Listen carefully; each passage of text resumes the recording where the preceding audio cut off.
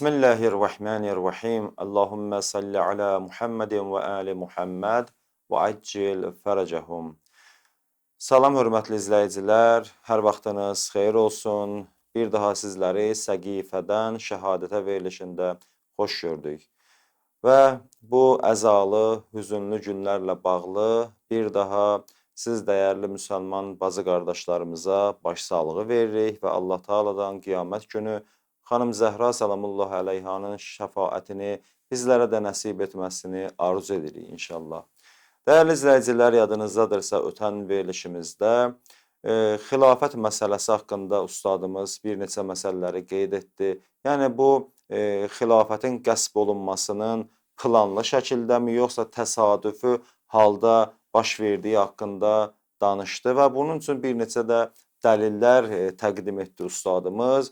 Bu iki verilişimizdə demək olar ki, ustadımız bu dəlillər haqqında gözəl nöqtələri qeyd etdi. Birinci dəlil bu idi ki, Peyğəmbər sallavatullahın öz sağlığında ona qarşı sui-qəsd. İkinci dəlil bu idi ki, Peyğəmbərdən sonra xilafəti necə qəsb etmək və ötən verilişimizdə isə üçüncü dəlil haqqında ustadımız danışdı ki, Üsamət ibn Zeydin qoşununda iştirak etməyi Peyğəmbər sallallahu hər kəsə vacib buyurmuşdu. Bəzi şəxslər ondan boyun qaçırtdı və dördüncü məsələ də bu idi ki, Əbu Bəkirin namaz qılmaq məsələsi idi ki, bəziləri onlar əllərində bayraq eləyiblər. Ustadımız da bunu çox gözəl şəkildə bəyan etdi ki, xeyr, elə deyil.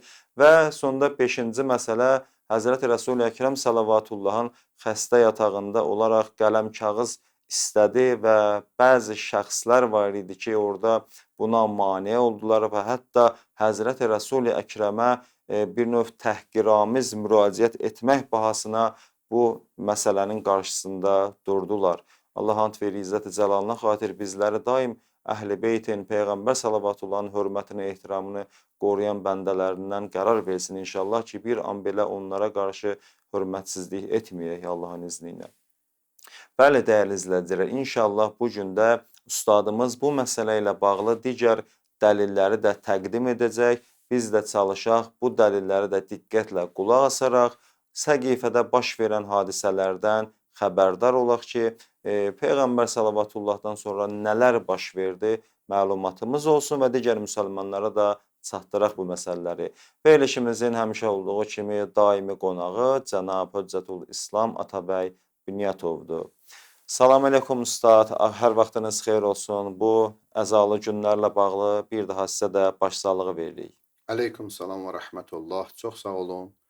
Mən də öz növbəmdə bir daha sizə və dəyərli izləyicilərə inşallah başsağlığı deyirəm. Allah Taala inşallah bütün əzadarlığımızı qəbul eləsin. Amin inşallah ustad, amin. Allah razı olsun, Allah elminizə, ömrünüzə bərəkət versin. Həqiqətən də çox faydalı və lazımlı mətləbləri qeyd edirsiniz ki, hər bir müsəlmanın fərq etməz, şiyə, sünni bilməsi lazım və zəruri bir məsələlərdir ki, insanın haqla batili ayırt etməsinə görə çox kömək eləyən bir məlumatlardır. Ustad, zəhmət olmasa elə mövzumuza istərdik qaldığımız yerdən davam edəsiniz. Bismillahirrahmanirrahim və bihi nəstə'in innəhu xeyr nasirin və mu'in. Biz keçən verilişlərdə həm Peyğəmbər sallallahu dövründə olanlara siz də gözəl işarə edirsiniz, həm də xəstəliyi dövründə olan bu xilafətin əslində bu xəlifəlik bəhsi Peyğəmbərin ilə dövründə də bu siyasi bir məsələ idi, əslində əvvəldən bu planlaşdırılmışdı. Buna dəlillər biz deyirdik. Amma Peyğəmbər sallavatullahdan sonra bu xilafət bəhsində və xəlifələrin bəzi addımlar da hətta Peyğəmbərdən sonra gələn bu məsələlər də bizə onu çatdırır ki, həqiqətən bu planlaşdırılmış şəkildə davam edir. Hətta bilirsiniz, xəlifəlik məsələsi Peyğəmbərin dövründə baş verməsinə baxmayaraq, yəni o dövrlərdə planlaşdırılmasına baxmayaraq, bunlar elə bir siyasət yürütdülər ki, hətta Peyğəmbərdən sonra, bunlardan sonra bir-bir xilafət silsiləvi olaraq öz əllərində saxlasınlar və hətta Peyğəmbərdən sonra Əli əleyhissalama xəlifəlik nəsib olmasın. Yəni elə bir işlər gördülər ki, bunlar bizə onu çatdırır ki, bu elə əvvəlcədən planlaşdırılmış bir işdir. Biz bir neçəsinin, əslində 5 dənə bu məsələni çatdırdıq. Bu günlər isə 6-cı dəlili. İstərdim ki, Peyğəmbər salavatıllahdan sonra, Peyğəmbərdən sonra Əbu Bəkir hakimiyyətə gəldi. Bəli. Bu da 2 il neçə aydan sonra, bir neçə aydan sonra dünyasını dəyişdi. Və bu son anında Osmanı çağırır, Osman ibn Affan. Bəli. Onu çağırır öz yanına və özü üçün artıq bilir ki, son anlarıdır, bir vəsiyyətnamə yazmaq istəyir. Onun tərəfindən bir vəsiyyətnamə yazsın. Və buyururlar ki, Əbu Bəkir elə ki dedi ki, yaz Bismillahirrahmanirrahim, elə bunu yazmışdı. Əbu Bəkir bihuş oldu, huşdan getdi. Huşdan gedərkən Osman amma dayanmadı, başladı yazmağa. Yazdı ki, amma mən sizin üçün Ömər ibn Xəttabı xəlifə qərar verdim. Əbu Bəkir özündən gedib, Osman özündən yazır. Yazır və sizin üçün heç bir xeyir olan şeyləri kəmkəsir qoymadım. Yəni, nə xeyir var idi sizin üçün yerinə yetirdim. Yəni, Öməri təyin etməklə mən öz xeyir işlərimi gördüm. Sonra isə buyurur ki, Əbu Bəkir o zamanki huşa gəldi. Huşa gələndən sonra, huşu özünə gələndən sonra Osmana dedi ki, oxu görüm nə yazmışsan. Osman nə yazmışdısa onu oxudu. Bu dediklərin oxudu və Əbu Bəkir dedi, Allahu Ekber. Birdən Allahu Ekber deyir. Sonra qayıdır deyir ki, qorxdun ki, müsəlmanlar məndən sonra giriftar olarlar, məndən sonra problemlə üzləşərlər, ixtilafa düşərlər. Buyurur ki, bəli. Buyurur ki, həmən bu məsələni də ki, mən yazdım. Buyurur ki, elə mən bunu istəyirdim. Baxın, bu nə deməkdir? Məlumdur ki, Əbu Bəkir demədən Osman bunu yazır. Bəli. Və proqramlaşdırılmış şəkildə bu yazılıb. Yəni, və huşa gələndən sonra Osmanın yazdıqlarında Əbu Bəkir deyir ki, elə eynən mən bunu istəyirdim yazasın. Təsdiq eləyir. Təsdiq eləyir və elə deyir ki, mən bunu istəyirdim. Və bu onu göstərir ki, əvvəla bu xilafət məsələsi əvvəlcədən planlaşdırılmışdır.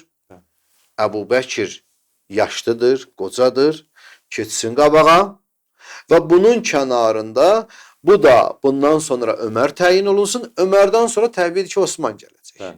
Elə sistem qurublar ki, bu ardıcıl formada gəlsin. Ona görə Əli əleyhissalam Nəhcül Bəlağada buyurur ki, Ömər necə Əbu Bəkri verdi qabağa xəlifə təyin elədi, Əbu Bəkir də özündən sonra Öməri təyin elədi. Yəni, bir-birinizə qarşı əslində biz plan qurmuşdunuz ki, siz bir-birinizə qarşı bu xilafəti ötürəcəksiniz.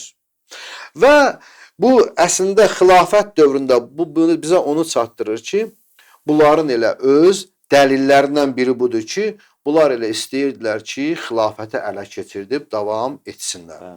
Bu 6-cı dəlil. 7-ci dəlil hansıdır? 7-ci dəlil isə əslində xəlifə Ömər, yəni siyasi xəlifə. Əslində xilafət bəhsi elə bir şeydir ki, bir var etiqadi xəlifə, bir var siyasi xəlifə. Biz xəlifə deyəndə gərək müəyyən edək. Biz Əli əleyhissalamı xilafət bəhsində əgər bəyan ediriksə, etiqadi bəhsdən biz bəyan edirik ki, həqiqətən Əli əleyhissalam həqiqi xəlifəliyə layiq idi və Allah Taala da onu təyin eləmişdi. Amma xilafətdən kənarlaşdı 25 il. Bəzi qəsbkarların nəticəsində. Amma bu digər 3 xəlifələr ki var idi, 25 il müddətində, məsələn 2 ildən biraz artıq Əbu Bəkir oldu, 10 il Ömər oldu, 13 ildə Osman oldu. Bu 25 il ərzində bunların xilafəti siyasi xilafət idi. Bunlar əslində xəlifə idilər, amma siyasi xəlifə idilər. Bunlar etiqadi baxımından qəsbkar idilər. Amma zahiri baxımından bəzən olur, üzr istəyirəm, bir neçə dəfə mənim özümə sual veriblər məclisdə, bəzi tarixçilər sual veriblər ki, axı Əbu Bəkirin Ömər, məxsusən Ömərin dövründə bilirsiniz, fəthlər çox geniş olur. Əksər ərəb ölkələri, əksər müsəlman ölkələri bugün istər məsələn Fələstin olsun, Şam olsun, yəni Suriyə, məsələn digər ölkələr və yaxud Bizansdan bəziləri alındı. Məsələn Fələstinin özü, Suriyanın özü Bizansdan bunlar Şamat gedirdi, 4 dənə ölkə idi. İndiki 4 dənə ölkə Şamat gedirdi. İordaniya idi. Fələstin idi, Livan idi, bir də Suriya. Bunlar hamısı Şam idi. Bəli. Bir dənə Şamat deyirdilər buna. Bunlar hamısı Xəlifə Ömərin dövründə fəth olunurdu və digər ərəb ölkələri, bəzi Afrika ölkələri, hətta Sasani dövləti Xəlifə Ömərin dövründə fəth olunur. Bəzi tarix hətta müəllimi var idi, mənə sual verdi ki, axı bunların da İslamda xidməti olub. Bunlar da bu qədər fəth ediliblər, filan, o qədər, bu qədər. Dedim, bilirsiniz nə var? Bir var zahiri xilafət. Yəni siyasi xəlifə. Bəli, biz zahiri baxımından götürsək, bunların bu sahədə xəlifəlik baxımından xidmətləri olub. İslamlaşdırıblar, müsəlmanlaşdırıblar. Amma burada sual budur. Birinci məsələ budur ki, gəlin görək, bunların ümumiyyətlə xəlifə olmağa etiqadi baxımından ləyaqəti var, yoxdur. Bunlar xəlifə ola bilər, bilməz. Baxdı belə dedi, dedim, axı bunların, bu bilirsiniz nəyə bənzəyir? Bu ona bənzəyir ki, dedim, bir insan gedir bir böyük bir mülkədar varlının, şirkətin əlindən alır, oturur, onu müflis edir. Mən ona sual verdim ki, əgər bu şəxs bir şəxsin şirkətin əlindən alır, amma onu paylayır cəmaata, bu xeyirxah insanlar, yoxsa qəsbkar insandır? Təbii ki, qəsbkar insandır. Zahirdə baxsaq görürsünüz ki, məsələn, bu xidmət edir. Cəmaata verir. Amma oğurluqdur bu. Qəsb eləmirsən başqasının malını. Sənin haqqın yoxdur başqasının malını qəsb eləyib kiməsə xeyirxahın. Əslində günah qazanırsan. Bu xilafət bəhsi də əslində qəsb olundu. Başqası, ona görə biz bunlara deməli zahiri və siyasi xilafət, siyasi xəlifələr. Amma Əleyhisselam dedi etiqadi xəlifə. Bunun həqiqətən ləyaqəti vardı. Odur ki, bunlar artıq yavaş-yavaş ələ keçirdikcə öz xilafətini uzadırdılar. Və digər məsələ o zaman ki, 10 il müddətində ki, Ömər ibn Xəttab siyasi xəlifə oldu və bu şəxsi sonda bəzi tarixə əsasən Əbu-Lu'lu bıçaqlayaraq onu qətlə yetirir. O son alında belə bir görür ki, artıq qayıdış yoxdur, heç bir həkimin əlindən bir iş gəlmir, bunu sağalda bilmir. O belə bir vəsiyyət edir. Buyurur ki, 6 nəfər şura təyin olunsun. 6 nəfər. Baxın, bu 6 nəfər şuranın təyin olunması gör necə təyin edirlər ki, 100%dir ki, burada Əli əleyhissalam xəlifə olmayacaq. Elə bir şəxsləri qoyur ora ki, Əli əleyhissalamın müxalifləridir çoxları. Çoxları müxaliflərdir. Təbii ki, orada əleyhissalam hakim olamayacaq, xəlifə olamayacaq. Planlaşdırılmış. Bilir ki, Əli əleyhissalamı tam kənarlaşdırmaq olmur. Çünki bunun elmi, fəziləti həm Peyğəmbərin dövründə, həm Peyğəmbərdən sonra ümmət arasında sevilməsi hər nə olurdu, qaçırdılar Əli əleyhissalamın üstünə. Ləvla Ali ləhələkəl Ömər. 70-80 dəfə bəzi sünni kitablarına gəlib ki, elə nə olurdu, deyirlər, qaçın əlini çağıran. Yahudilər, xristiyanlar, məxsusən Yahudilər gəlirlər, irad işgalları olurdu. Gəlirdilər ki, xəlifələrə, bəzi İslama iradlar, şübhələr gətirirdilər. Bunlar hamısı qalırdı ortada, axırı məcbur qalırdılar, deyirlər ki, əlini gətirin. Və bunlar da bununla belə gətirirlər İslamda İslama xatir, məcburiyyətdən görürdü, İslam xətərə düşür. İslam təhlükədədir və buna görə bunların suallarına cavab verir. Nəinki onların xilafətin möhkəmləndirmək. Və buna görə də bunlar gəldilər, Ömər ibn Xəttab buyurdu ki, Əbu Təlha Ənsariyə, dedi ki, 6 nəfərlik bir dənə şura təşkil elə. Birinci, Əli əleyhissalam, ikinci, Səəd ibn Əbi Vəqqas, üçüncü, Əbdürrəhman ibn Ovf, dördüncü şəxs Zübeyir, beşinci şəxs Osman və altıncı şəxs Təlhə. İndi gəlin görə bunlar kimlərdir? Və sonra bunlara da dedi ki, Ənsardan, yəni 50 dənə, üzr istəyirəm, 50 dənə buyurdu ki, səhabə, cəm eləyin ki, şahid ünvanında dursun bunların kənarında, bu 6 nəfər seçsinlər. 6 nəfər, 50 nəfər də dursun bunların kənarında, o səhabələr bunlara müşahidə eləsin. Yəni, burada artıq elə iş görmüşdü ki, heç kəs deyə bilməzdi ki, mən gələ bilmərəm bura. Əli əleyhissalam bilirdi də, bəzən sual olunur ki, Əli əleyhissalam bilirdi ki, orada seçilməyəcək, niyə gəlmədi? Niyə gəldi ora? Baxın, orada artıq çıxış yolu yox idi. Elə bir iş qurmuşdular ki, Əli əleyhissalam oradan artıq çıxa bilməz. Gərək gedəydi. Getməsəydi, canı xətərdəydi. Ona görə Peyğəmbər salavatullahdan sonra Əbu Bəkirin xilafəti, sonra isə Ömərin son anlarında etdiyi bu siyasət, baxın görə bunlar kimlər idi? Ömər bir siyasət qurdu ki, dedi ki, Təlhə kimdir? Ayşənin əmisi oğlu. Bəli. Təbii ki, Osmanı qoyub ona rəy verməyəcək. Düz. Bir. İkinci, Sa'd ibn Əbi Vəqqas. Bu kimdir? Döyüşlərin çoxunda Əleyhisselam bunun ən yaxın qohum əqrəbələrin, dayıların məxsusən öldürmüşdü. Cahil idilər, müşrik Bəli, idilər, bəli. bunları öldürmüşdü. Bu ikinci məsələ. Üçüncü məsələ də Əbdurrahman ibn Ofdur. Bu da ki, Osmanın bacısının həyat yoldaşı idi. Bir dənə qalır kim? Zübeyir. Zübeyir. O bir nəfər də ki, iki nəfər mütləqdir ki, bir nəfərə səs verməlidir Bəli. ki, bunlar gəlib təkmilləşsin. Təbii ki, bu seçim bizə onu çatdırır ki, məlumdur ki, burada bir dənə Zübeyrin səsi kifayət eləmirdi. Bəli, bəli. Məlumdur ki, bu üç nəfər artıq orada Osmanı seçəcəklər. Hələ buna baxmayaraq, bəzi tarixlərə əsasən buyururlar ki, hətta bəzi şəxslər orada Əli əleyhissalama bir söz dedilər. Dedilər ki, ya Əli, əgər Peyğəmbər sünnəsi, Allahın kitabı, Peyğəmbər sünnəsi, bir də şeyxeynin yolun gedəcəksənsə, xilafəti sənə təyin edə bilərik, xəlifə ünvanında. Əli əleyhissalam nə cavab verdi? Əli əleyhissalam cavab verdi ki, Allahın kitabı, Peyğəmbər sünnəsi, bir də öz üslubum, öz rəvişim. Bəli. Baxın, bu onu deyil ki, bəzən ki, Vəhhabilər çox iddia edirlər ki, Əli əleyhissalam ilə 4-cü xəlifədir və 3 xəlifənin xilafətini qəbul edib, həmişə onlarla mehriban olub. Bəs yaxşı, əgər mehriban idisə, Əli əleyhissalam Allahın kitabını qəbul elədi. Bəli. Peyğəmbər sünnəsini qəbul elədi, amma şeyxin yolunu qəbul eləmədi. Niyə? Əgər onların yolu düz idisə, Əli əleyhissalam onu qəbul edərdi. Düz. Dəqiq. Bunu qəbul etmədiyi üçün Osmana təklif elədilər.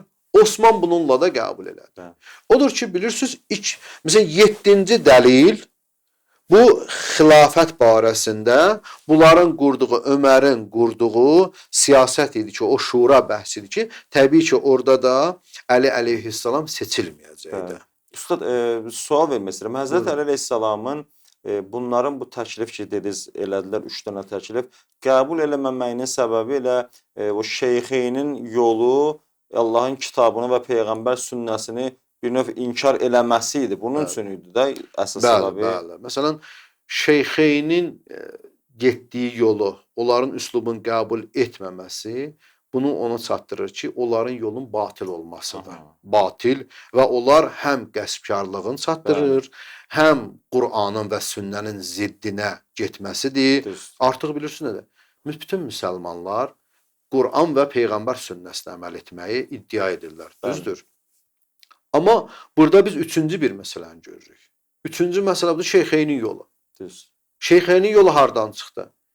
Allahın kitabının, Allahın vəhyi vasitəsilə bizə çatıb. Bəli. Bu birinci məsələ. Və Peyğəmbərin sünnəsi də Peyğəmbərin kəlamlarıdır ki, Peyğəmbər salavatullahın da kəlamının bizim üçün hüccət olmağını elə Qur'an-ı Kərim, Allahın öz kitabı təyin edir və qəbul edir. Bizə təsdiqləyir və buyurur ki, ona əməl edin. Eynən Qur'andan sonra Qur'an kimi də ona əməl etməlisən.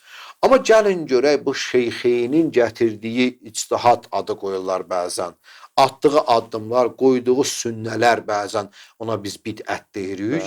Bunların etdiyi ictihadların dəlili nədir? Əli əleyhissalam onu qəbul etmədi. Niyə? Ona görə ki, onların qəsbkar olduğunu buradan sübut eləyir. Həm xilafətlərinin batil olmağın, həm də getdiyi yolun batil olmağını qəbul etmədi.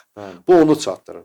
8-ci dəlil bundan ibarətdir ki, bu artıq Osmandan sonra, yəni Osman seçildi şura bəhsində və bu da 13 ildən sonra artıq vəziyyət başqa formada oldu. Osmanın ümumiyyətlə vaxtında daha vəziyyət çox problemli oldu. Hətta Osman seçiləndən sonra Əbu Sufyanın bir sözü var. Əbu Sufyan burada sevinir. Çünki Bəni Üməyyənin ağsaqqalı idi Əbu Sufyan. Əbu Sufyan deyir ki, artıq biz hədəfimizə çatdıq. Biz hədəfimizə çatdıq. Peyğəmbərin dövründə biz bu xilafəti ya yaxud da ki, bu hakimiyyəti ələ keçirdə bilmədik. Peyğəmbərdən sonra artıq bizim siyasətimiz nəticə verdi, gəldi, biz nəticə əldə aldıq. Osmanlı deyir bu sözü. Osmanın dövrü. Osman seçiləndən sonra bu sözü, bu nəticəni əldə edəndən sonra yaxşı bir sözü var. Deyir ki, artıq bu xilafəti futbol topu necə bir-birinə pas ötürərlər. Deyir ki, bu xilafəti də Bəni Üməyyə bir-birinə pas ötürsün. əldən verməyin. Əli əleyhissalamın yalnız orada xilafəti 4 il neçə ay, bəzən 4 il 7 ay deyirlər. Təqribən 5 ilə yaxında Əli əleyhissalamın ortada xilafəti olub. Ondakı bütün insanlar gəlib orada seçiblər Əli əleyhissalamı. Özləri seçdilər. Özləri seçdilər. Bəli. Amma ondan sonra da İmam Həsən əleyhissalamın təqribən Küfədə hökuməti 6 ay olur. Ondan sonra yenə də Muaviyyənin vasitəsilə Bəni Ümeyyə təqribən 80 neçə il. 83-85 ilə yaxın təqribən bunların hakimiyyəti oldu. 80-85 il arası. 80-85 il arası Bəli. bunların hakimiyyəti oldu. Bu 8-ci dəlil dediyim Muhammed ibn Əbu Bəkrin Bəli. iradına Muaviyyənin məktubu cavabıdır ki, bu da onu göstərir ki, ümumiyyətlə bunlar silsiləvi olaraq elə Peyğəmbər salavatullahdan sonra bu xilafəti özlərində elə aparsınlar ki, Əli əleyhissalama və digər məsum imamlara xilafət çatmasın. Baxın, Ustad, bağışlayın, buyurun. burada siz bu məsələyə keçməzdən qabaq bir sual vermək istəyirdim. O ki, siz qeyd etdiniz ki, Əbu Sufyan Osman hakimiyyətə gələndə sevindi. Bəli. Bunun səbəbi nə idi? Osman özü Bəni Üməyyədən idi. Ona Bəli, görə bəli. yoxsa nə? Bəli. Osman özü Bəni Üməyyədən idi və Osmanın xilafəti dövründə Osmanın bütün işçiləri demiyorlar 99%, bəlkə də 100% demiyorlar ki, hamısı Bəni Üməyyə işçiləri idi. Mərvandakı onun bütün işçilərinin əsasda onun xəbəri olmadan da işlərini icra edir. Bunun vəziri kimi idi. Bəli, bəli. Tamamilə bunların hamısının işlərini o görürdü. Baxın, bunlar Bəni Üməyyə idilər. Bəni Üməyyənin özü 2 qismə bölünür. Hakimiyyətə gəlməsi. Bir Əbu Sufyan nəsli idi. Onlar hakimiyyətə gəldilər. Bu da Yezid və Yezid ibn Muaviyyənin, Muaviyyət ibn Yezidin, Yezidin oğlu Muaviyyənin 6 ay təqribən xilafəti o dövrdən dayandı onların xilafəti. Sonra isə Mərvanilər gəldi hakimiyyətə. Onlar hər ikisi Bəni Üməyyədəndirlər. Ümumi formada götürsək 80-85 il arası Bəni Üməyyənin xilafəti olub. Amma bu 80-85 il arası, 83 il, 84 il belə bu arada olan Bəni Üməyyənin 2 qol gəlib xilafətdə olub. Əvvəlinci Əbu Sufyan başçılığı olmaqla Əbu Sufyanın tayfasıdır. Nəslindən gələn oğlu Muaviyyə və o Muaviyyənin oğlu Yezid, Yezidin oğlu Muaviyyə ta bura qədər. Sonra isə Mərvan ibn Həkəm gəldi hakimiyyətə. Mərvanın gəlişi ilə də artıq bunlar nə elədilər? Mərvanilər gəldi hakimiyyətə, ta axıra qədər onlar oldu. 8-ci dəlil də bundan ibarətdir ki, bunu da deyə inşallah tamamlayaq. 8-ci dəlil Muhammed ibn Əbu Bəkirlə Muaviyyənin danışığı namədə. Muhammed ibn Əbu Bəkir Əbu Bəkirin oğlu idi. Amma körpəlikdən demiyorlar Əli əleyhissalamın tərbiyəsində böyümüşdü. Əli əleyhissalamın vilayətində qəbul edirdi. Əli əleyhissalamın döyüşlərində də kənarında idi.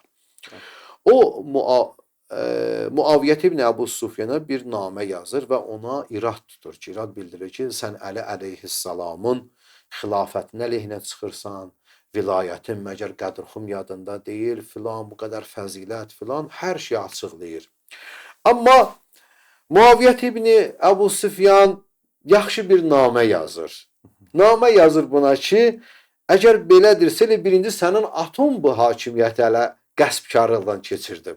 Baxın, namənin cavabına baxın. Mən tərcüməsini oxuyacağım. Bu Murucuz Zəhab kitabının Məsudinin də 2-ci cild 315-ci səhifəsində gəlir. Bu da Əhl-i-Sünnə kitabıdır, tarixçisidir.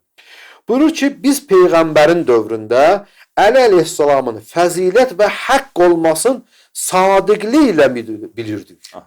Qəbul edirdik. Bilirdik ki, bu həqiqətən də yəni düz olaraq sadiqanə, yəni düz olaraq bilir ki, Əleyhisselam fəzilətlidir sahabənin içində və xilafət də onun haqqıdır. Bilirdik. Və bu üstünlüyü hətta qəbul etmişdik ki, bu üstündür. Buna layiq elə budur. İmtiyaz deyirlər. Bu üstünlük, buna xilafət buna layiqdir. Gün kimi aydındır. Gün kimi aydın idi. Amma deyir biz Allah təbarək və Teala Rəsul-i Xudanı, yəni Peyğəmbər salavatullahın, yəni sözün hər bir şeyin Peyğəmbərə çatdığında, Peyğəmbər salavatullah isə öz vədəsin insanlara çatdırdı və dəvətin aşkar formada dedi və höccətin də zahir formada çatdırdı, tamamladı bizə. Yəni Əli əleyhissalam bizdən, məndən sonra Bəli. xəlifə. Hər bir şey dedi. Sonra isə Cəbrail əleyhissalam onun ruhunu aldı, apardı. Yəni ki, Peyğəmbər dünyasını dəyişdi. Sonra isə buyurur, elə bu anda elə birinci sənin atan Əbu Bəkir və Faruq, yəni Ömər birinci şəxs idilər ki, Əli əleyhissalam haqqını yedilər. Aha. Sən mənə irad tutursan, get birinci atva. Atanacı. Və hətta nədirlər? Hətta onu bu işdə müvafiqət elədilər. Yəni bir-birlərinə əlbir oldular. Bu xilafəti ələ keçirtdilər və sonra isə hətta əl çəkmədilər. Əli əleyhissalamın evinə hücum elədilər. Əli əleyhissalamdan məcbur edilər ki, onlara tabe olsun. Beyyət. Bax, beyyət eləsin. Baxın, bu dəlillər, bu 8 dənə dəlil ki, əlbəttə dəlil çoxdur. Bu mühüm 8 dənə dəlil ki, bizə çatdırır ki, bu xilafət bəhsi əslində ələ keçirmək və qəsb eləmək elə bunların əvvəlcədən planı olmuşdur. Bəli. Və Peyğəmbər sallallahu dövründə bunu əldə edə bilmədilər və Peyğəmbər sallallahu sonra bunu ələ keçirdilər və ta nə qədər ki qüdrətləri çatırdı, Əli əleyhissalamı kənarlaşdırdılar xilafətdən. Bəli usta, təəssüflər olsun həqiqətən də Həzrəti Peyğəmbərin açıq-aşkar sözlərini, Qur'anın, Allahın kəlamını bəzi şəxslər çiynədilər, tapdadılar. Öz şəxsi mənfəətlərinə görə müsəlmanları da, özlərini də bədbəxt elədilər. Biz də sizə təşəkkür edirik ustad. Allah Çox sağ razı olun. olsun ki, bu dəyərli məlumatları bizlərə təqdim etdiniz. Həqiqətən də çox önəmli və mühüm məlumatlardır ki, bunları bilmək bəlkə də hər bir müsəlmanın borcudur ki, haqla batili ayırd etmək üçün lazımlı dəlillərdir, lazımlı məlumatlardır. Bir daha sizə minnətdarlığımızı bildiririk, təşəkkür edirik. Çox sağ olasınız. Çox sağ olun. Təşəkkür edirəm. Bəli, hörmətli izləyicilər, bugün də verilişimizin sonuna gəldik, çatdıq. Əziz ustadımız həmişə olduğu kimi gözəl dəlillərlə, sübutlarla bəzi insanların Peyğəmbər salavatıllahdan sonra hansı yollara əl ataraq Həzrəti Əli əleyhissalamın məsum imamların haqqını qəsb etməsini çox gözəl şəkildə bizlər üçün bəyan etdi. İnşallah gələn verilişlərdə də bir-birindən daha maraqlı mövzularla, daha gözəl dəlillərlə ustadımız yenə də bizləri məlumatlandırıb, maarifləndirər inşallah. Və sonda biz də Allahdan arzu edirik ki, bizləri də haqq yolunda sabit qədəm qərar versin və Allah Teala siz əzizlərin də əzadarlıqlarını qəbul etsin inşallah. Gələn verilişlərimizdə görüşənədək sağ olun, salamat qalın.